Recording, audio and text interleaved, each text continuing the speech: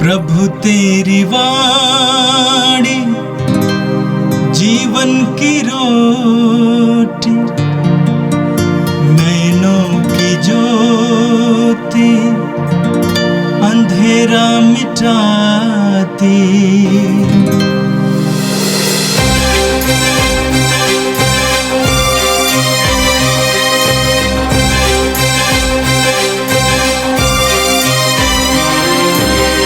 प्रभु तेरी वाणी जीवन की रोटी, नैनों की ज्योति अंधेरा मिटाती। प्रभु तेरी वाणी जीवन की रोटी, नैनों की ज्योति अंधेरा मिटाती। वाणी वाणी वाणी वाणी वाणी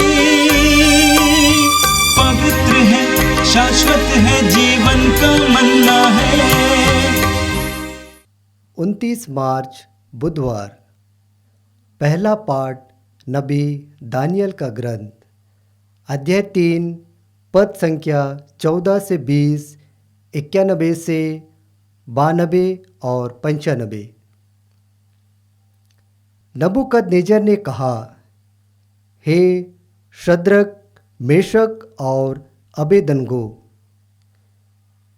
क्या यह बात सच है कि तुम लोग ना तो मेरे देवताओं की सेवा करते और ना मेरे संस्थापित स्वर्ण मूर्ति की आराधना करते हो?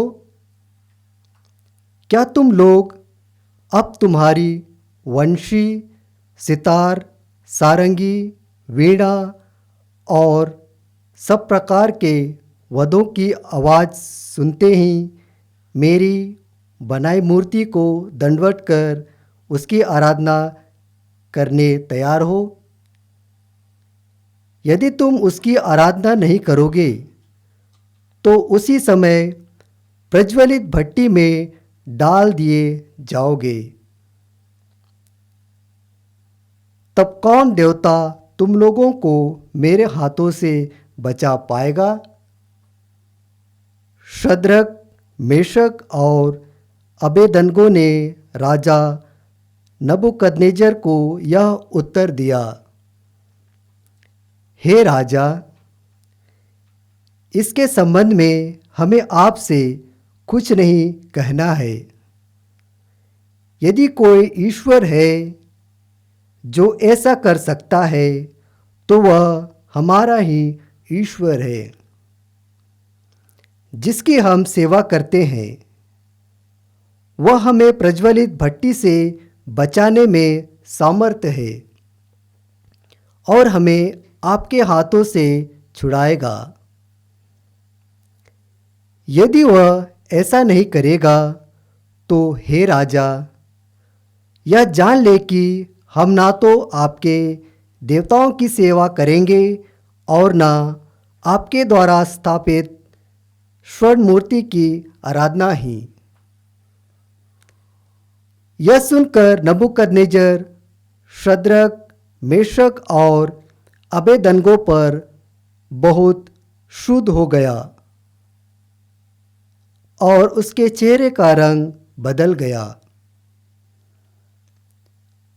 उसने भट्टी का ताप सामान्य से 7 गुना अधिक तेज करने की आज्ञा दी और अपनी सेना के कुछ बलिष्ठ जवानों को आदेश दिया कि वे शद्रक, मेशक और अबेदनगो को बांधकर प्रज्वलित भट्टी में डाल दे।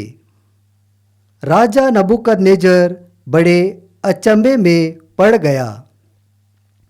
वह घबराकर उठ खड़ा हुआ और अपने दरबारियों से बोला, क्या हमने 3 व्यक्तियों को बांधकर आग में नहीं डलवाया? उसने उत्तर दिया, हे राजा, आप ठीक कहते हैं। इस पर उसने कहा, मैं तो 4 व्यक्तियों को मुक्त होकर सकुशल आग में टहलते देख रहा हूँ और चौथा स्वर्गदूत जैसा दिखता है। नबूकदनेस्सर बोल उठा, धन्य है शद्रक, मेशक और अबेदनगो का ईश्वर। उसने अपने दूत को भेजा है जिससे वह उसके उन सेवकों को बचाए जिन्होंने ईश्वर पर भरोसा रखकर राजाज्ञा का उल्लंघन किया और अपने शरीर अर्पित कर दिए, क्योंकि वे अपने ईश्वर को छोड़कर किसी अन्य देवता की सेवा अथवा आराधना करना नहीं चाहते थे। यह प्रभु की वाणी है। संत योहन के अनुसार पवित्र सुसमाचार अध्याय 8 वाक्य 31 से 42 तक। जिन यहूदियों ने उनमें विश्वास किया उनसे ईसा ने कहा, यदि तुम मेरी शिक्षा पर दृढ़ रहोगे तो सचमुच मेरे शिष्य सिद्ध होगे। तुम सत्य को पहचान जाओगे और सत्य तुम्हें स्वतंत्र बना देगा। उन्होंने उत्तर दिया, हम इब्राहिम की संतान हैं, हम कभी किसी के दास नहीं रहे। आप ये क्या कहते हैं, तुम स्वतंत्र हो जाओगे? ईसा ने उनसे कहा, मैं तुमसे ये कहता हूं, जो पाप करता है वो पाप का दास है। दास सदा घर में नहीं रहता, पुत्र सदा रहता है। इसलिए यदि पुत्र तुम्हें स्वतंत्र बना देगा तो तुम सचमुच स्वतंत्र होगे। मैं जानता हूं कि तुम लोग इब्राहिम की संतान हो, फिर भी तुम मुझे मार डालने की ताक में रहते हो, क्योंकि मेरी शिक्षा तुम्हारे हृदय में घर नहीं कर सकी। मैंने अपने पिता के यहां जो देखा है वही कहता हूं, और तुम लोगों ने अपने पिता के यहां जो सीखा है वही करते हो। उन्होंने उत्तर दिया, इब्राहिम हमारे पिता हैं। इस पर ईसा ने उनसे कहा, यदि तुम इब्राहिम की संतान हो तो इब्राहिम जैसा आचरण करो। अब तो तुम मुझे इसलिए मार डालने की ताक में रहते हो कि मैंने जो सत्य ईश्वर से सुना वह तुम लोगों को बता दिया। यह इब्राहिम जैसा आचरण नहीं है। तुम लोग तो अपने ही पिता जैसा आचरण करते हो। उन्होंने ईसा से कहा, हम व्यभिचार से पैदा नहीं हुए, हमारा एक ही पिता है और वह ईश्वर है। ईसा ने यहूदियों से कहा, यदि ईश्वर तुम्हारा पिता होता तो तुम मुझे प्यार करते, क्योंकि मैं ईश्वर से उत्पन्न हुआ हूं और उसके यहां से आया हूं। मैं अपनी इच्छा से नहीं आया हूं, मुझे उसी ने भेजा है। यह प्रभु का दिव्य सुसमाचार है। ख्रिस्त प्रभु की जय। मेरे प्रिय भाई और बहनों, आज का पहला पाठ नबी दानियल के ग्रंथ के अध्याय 3 से लिया गया था। आपने पाठ में दानियल के 3 मित्र शद्रक, मेशक और अबेदनगो के बारे में सुना। अध्याय की शुरुआत में हम पढ़ते हैं कि राजा नेबुकदनेस्सर ने 60 हाथ ऊंची और 6 हाथ चौड़ी एक सोने की मूर्ति बनवाई।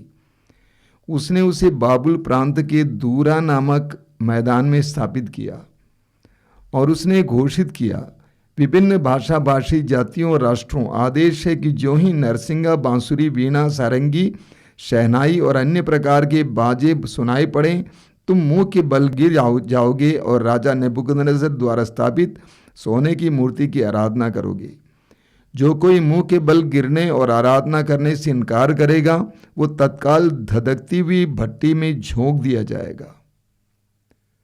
दानियल के 3 मित्र थे जो सच्चे जीवित ईश्वर के प्रति समर्पित थे, जो यहूदी थे, ईश्वर की चुनी हुई प्रजा में से थे, और उन्होंने राजा की इस आज्ञा को मानने से इनकार किया। वचन में हम पढ़ते हैं कि नेबुकदनेस्सर ने उनको अपने पास बुलाया। नेबुकदनेस्सर ने कहा, शद्रक, मेशक और अबेदनगो, क्या ये बात सच है कि तुम लोग न तो मेरे देवता की सेवा करते और न मेरे द्वारा संस्थापित स्वर्ण मूर्ति की आराधना करते हो? क्या तुम लोग अब तुरही, बंशी, सितार, सारंगी, वीणा और इस सब प्रकार की वाद्यों की आवाज़ सुनते ही मेरी बनाई मूर्ति को दंडवत कर उसकी आराधना करने को तैयार हो? जवाब में उन तीनों वीरों ने क्या कहा, राजा, इसके संबंध में हमें आपसे कुछ नहीं कहना है। यदि कोई ईश्वर है जो ऐसा कर सकता है तो वो हमारा ही ईश्वर है जिसकी हम सेवा करते हैं। वह हमें प्रज्वलित भट्टी से बचाने में समर्थ है और हमें आपके हाथों से छुड़ाएगा। आगे हम वचन में पढ़ते हैं कि ये सुनकर नबूकदनेस्सर शद्रक, मेशक और अबेदनगो पर क्रुद्ध हो गया और उसके चेहरे का रंग बदल गया। उसने भट्टी का ताप सामान्य से 7 गुना अधिक तेज करने की आज्ञा दी। राजा के दुराग्रह के कारण भट्टी की आग इतने जोर से धधक रही थी कि जिन आदमियों ने शद्रक, मेशक और अबेदनगो को उठाया था वे भस्म हो गए, और शद्रक और मेशक और अबेदनगो तीनों बधे बधाए धधकती भट्टी में गिर पड़े। ईश्वर के इन 3 वीर योद्धाओं ने, इन विश्वासियों ने, इन यहूदियों ने क्या किया? भट्टी में गिरते ही वे ईश्वर की स्तुति करने लगे। एक लंबी सी स्तुति इस अध्याय में लिखी हुई है। वे ईश्वर की महानता के लिए ईश्वर को धन्यवाद दिए, ईश्वर की स्तुति किए। वे रोए नहीं, वे कल्पे नहीं, वे नहीं बोले कि हम देखिए आपके प्रति इतने ईमानदार हैं लेकिन हमें भट्टी में डाल दिया जा रहा है। कुछ नहीं, कोई शिकवा नहीं। वे ईश्वर की स्तुति करने लगे। नतीजा क्या हुआ? वचन में हम पढ़ते हैं, राजा नबूकदनेस्सर बड़े अचंभे में पड़ गया। वह घबराकर उठ खड़ा हुआ और अपने दरबारियों से बोला कि हमने 3 व्यक्तियों को बांधकर आग में न डलवाया। उन्होंने उत्तर दिया, राजा आप ठीक ही कहते हैं। इस पर उसने कहा, मैं तो 4 व्यक्तियों को मुक्त होकर आग में सकुशल टहलते देख रहा हूं, चौथा स्वर्गदूत जैसा दिखता है। नबूकदनेस्सर ने धधकती भट्टी के द्वार के पास जाकर पुकारा, शद्रक, मेशक और अबेदनगो, सर्वोच्च ईश्वर के सेवकों बाहर निकल आओ। इस पर शद्रक, मेशक और अबेदनगो आग से बाहर निकल आए। क्षत्रप, अध्यक्ष, राज्यपाल और मंत्रीगण तीनों को देखने के लिए एकत्र हुए। उनके शरीर पर आग का कोई लक्षण नहीं दिखाई दे रहा था। उनका बाल तक बांका नहीं हुआ था। उनके पैजामे झुलसे नहीं थे, ना ही कहीं जलने की गंध तक लग पाई। तब नबूकदनेस्सर बोल उठा, धन्य है शद्रक, मेशक और अबेदनगो का ईश्वर। उसने अपने दूत को भेजा है जिससे वह उनके सेवकों की रक्षा करें, जिन्होंने ईश्वर पर भरोसा रखकर राजाज्ञा का उल्लंघन किया और अपने शरीर अर्पित कर दिए, क्योंकि वे अपने ईश्वर को छोड़कर किसी अन्य देवता की सेवा या आराधना नहीं करना चाहते थे। इसलिए ये आदेश देता हूं सभी भाषा भाषी जातियों एवं राष्ट्रों, यदि कोई शद्रक, मेशक और अबेदनगो के ईश्वर के विरुद्ध कुछ कहें तो वह टुकड़े टुकड़े कर किए जाएगा और उसका घर नष्ट कर दिया जाएगा, क्योंकि उस ईश्वर के सिवा अन्य कोई देवता इस प्रकार रक्षा नहीं कर सकता। देखा आपने ईश्वर के प्रति वफादारी का परिणाम, देखा आपने ईश्वर के प्रति भक्ति का परिणाम, देखा आपने ईश्वर की स्तुति और ईश्वर की आज्ञा पालन का परिणाम। ईश्वर के प्रति वफादारी में शक्ति है, भक्ति में शक्ति है, स्तुति में शक्ति है, आज्ञा पालन में शक्ति है। एक खूंखार राजा के हृदय को परिवर्तित किया गया। ये वास्तव में प्रेरिताई कार्य है। लेकिन उस राजा और उन हजारों या लाखों लोगों को सच्चे और जीवित ईश्वर के बारे में बताने के लिए इन 3 वीर विश्वासियों को आग में गिरना पड़ा। सुसमाचार की घोषणा के लिए, सुसमाचार सुनाने के लिए, लोगों को ईश्वर के करीब तक लाने के लिए हमें ऐसे कदम उठाने होंगे। हमारा ईश्वर एक ऐसा ईश्वर है जो उस पर भरोसा रखने वालों को कभी तिरस्कार नहीं करता है। वचन में लिखा हुआ है, रोमी अध्याय 10 वाक्य 11 में, जो उस पर विश्वास करता है उसे कभी लज्जित नहीं होना पड़ेगा। मेरे प्रिय विश्वासी भाई और बहनों, मसीही भाई और बहनों, ईश्वर की आज्ञा के लिए जो त्याग, आज्ञा के पालन के लिए जो बलिदान आप देते हैं, उसको ईश्वर देखता है और ईश्वर उसका परिणाम और उसका प्रतिफल आपको जरूर देगा।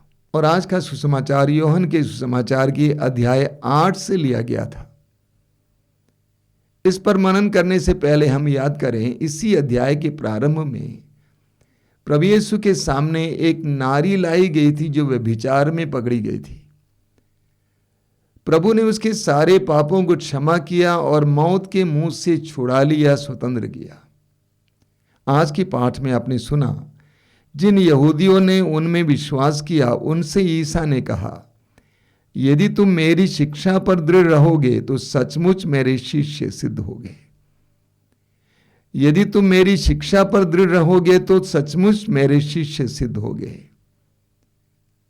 एक मसीही कौन है? एक विश्वासी कौन है? वही जो यीशु की शिक्षा पर दृढ़ रहता है, जो यीशु की शिक्षा को सुनता है और उसका पालन करता है, जो यीशु की शिक्षा के अनुसार अपने जीवन को संचालित करता है। प्रभु कहते हैं तुम सत्य को पहचान जाओगे और सत्य तुम्हें स्वतंत्र बना देगा। सत्य कौन है? यीशु है। एक मसीह या विश्वासी वो है जिसने यीशु को पहचाना है और जो यीशु के द्वारा स्वतंत्र किया गया है या किया जा रहा है। प्रभु यीशु ने स्वयं कहा है कि मैं इसीलिए आया हूं कि उन्हें जीवन मिले, बल्कि परिपूर्ण जीवन मिले। लोगों ने उत्तर दिया, हम इब्राहिम की संतान हैं, हम कभी किसी के दास नहीं रहे। आप ये क्या कहते हैं, तुम स्वतंत्र हो जाओगे? प्रभु यीशु एक आध्यात्मिक स्वतंत्रता की बात कर रहे थे। प्रभु यीशु बाह्य स्वतंत्रता की बात नहीं कह रहे थे, आध्यात्मिक स्वतंत्रता की बात कह रहे थे। इसीलिए प्रभु ने कहा, जो पाप करता है वह पाप का दास है। जो पाप करता है वो पाप का दास है। प्रभु यीशु पाप से हमें स्वतंत्र करने आए हैं। मत्ती अध्याय 1 वाक्य 21 में लिखा हुआ है कि वो अपने लोगों को उनके पापों से स्वतंत्र करेगा। पाप जो हमें बंधनों के में रखा है उससे स्वतंत्र करने के लिए प्रभु यीशु आए हैं। आगे 36 में प्रभु कहते हैं, यदि पुत्र तुम्हें स्वतंत्र करेगा तो तुम सचमुच स्वतंत्र हो जाओगे। यीशु इस संसार में हमें स्वतंत्र करने के लिए आए,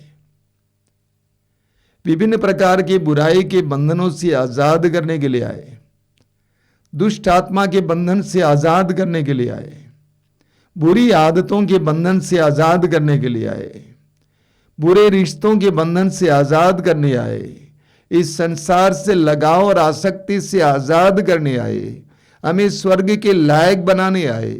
लूकस अध्याय 4 उसके वाक्य 18 और 19 में प्रभु यीशु स्वयं कहते हैं कि पवित्र आत्मा ने मेरा अभिषेक किया है। क्या के लिए? जिससे मैं बंदियों को आजाद करूं और दलितों को स्वतंत्र करूं। यीशु हमें स्वतंत्र करने के लिए आए और यीशु ही हमें स्वतंत्र कर सकते हैं। यीशु ही एकमात्र मुक्तिदाता है। प्रेरित चरित्र अध्याय 4 वाक्य 12 में पढ़ते हैं। यहूदी लोग ईश्वर को अपना पिता नहीं कह सकते थे। यही कारण है कि आज के समाचार में आपने देखा कि यहूदी कहते हैं कि इब्राहिम हमारे पिता है। यहूदियों के लिए ईश्वर को अपना पिता कहना ईश निंदा माना जाता था।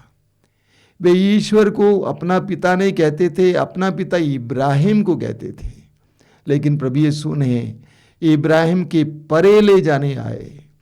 प्रभु यीशु इब्राहिम के परे जाने की बात कर रहे थे। प्रभु उनको बता रहे थे कि यदि तुम ईश्वर को पहचानते और तुम स्वतंत्र हो जाते तो तुम मुझे भी पहचान लेते, क्योंकि वे यीशु को पहचान नहीं पाए थे। बहुत सारे विश्वासी और मसीह अपने को मसीह कहते हैं, विश्वासी कहते हैं, लेकिन मेरा अनुमान है बहुत कम लोग ही यीशु के द्वारा स्वतंत्र किए गए हैं या स्वतंत्रता के मार्ग पर हैं। वे मात्र नाम से मसीही हैं, नाम से विश्वासी हैं। प्रभु यीशु आज हमारा आह्वान करते हैं कि सच्ची स्वतंत्रता पाओ। मैं तुम्हें स्वतंत्र करूंगा, मैं तुम्हें आजाद करूंगा। आइए हम प्रार्थना करें। प्रभु यीशु धन्यवाद देते हैं आज के सुंदर दिन के लिए, दोनों पाठों के लिए धन्यवाद देते हैं, सशक्त पाठों के लिए। हम तुझसे प्रार्थना करते हैं कि हमें तेरी आज्ञाओं के प्रति लगाव दे। दानियल के मित्रों की तरह तेरे आज्ञाओं का पालन करने के लिए एक दृढ़ निश्चय और शक्ति प्रदान कर। ए प्रभु यीशु, तूने हमें आज आह्वान किया है कि हम स्वतंत्र बने, पाप और बुराइयों से स्वतंत्र बने। इस 40 काल में हमें कृपा दे। ये प्रभु यीशु, इन वचनों को सुनने वाले मेरे भाई बहनों को आशीर्वाद दीजिए। आज का संपूर्ण दिन उनके लिए आशीष का दिन बने। हमारी इस प्रार्थना को ग्रहण कर, आमीन। प्रभु तेरी वाणी जीवन की रोटी, नैनों की ज्योति अंधेरा मिटाती। वाणी वाणी वाणी वाणी वाणी पवित्र है, शाश्वत है, जीवन का मन्ना है।